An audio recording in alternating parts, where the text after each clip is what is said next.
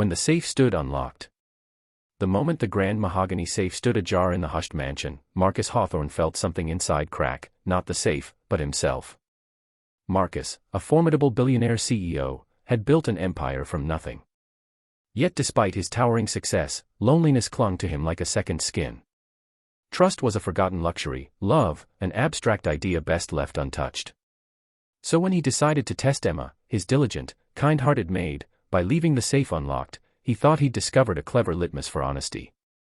Emma discovered the open safe while dusting gleaming corridors late one evening.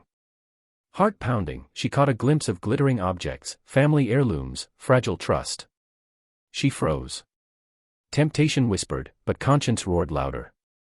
Carefully closing and relocking it, she made no mark of her knowledge.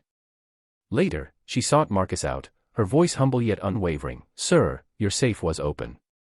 I saw it and I chose not to take anything." This moment snapped something in Marcus. He expected her to hesitate, or worse, gloss over it. Instead, Emma's integrity laid bare his own emotional barricades. He realized that he had been the unlocked safe, not daring to expose his vulnerability, yet expecting loyalty on a foundation of fear. Marcus began to dismantle his walls. He invited Emma to help arrange items in that safe, the symbolic and literal unraveling of his guarded heart. She hesitated, unsure if she was crossing boundaries, but he insisted.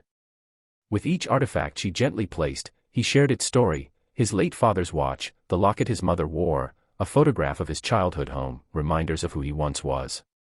Challenges abounded. Rumors circulated among staff about favoritism. Emma feared losing her job. Marcus wrestled with imposter syndrome. Did he deserve someone to care beyond his wealth? Yet, their bond held steady. Emma found quiet courage in Marcus's candor, he found warmth in her steady faith. A sudden crisis struck. Marcus's company teetered on collapse after a hostile takeover attempt. Budget cuts threatened every corner of his world, including Emma's position. She watched Marcus, once unshakable, buckle. But instead of leaving, Emma organized the other staff to rally, support from loyal employees, small acts of unity that slowly steadied the company ship. Moved by Emma's loyalty, Marcus, in turn, opened up to his board, revealing not just financial projections but his human side, the story of his staff, their bond, and how they brought the business to life.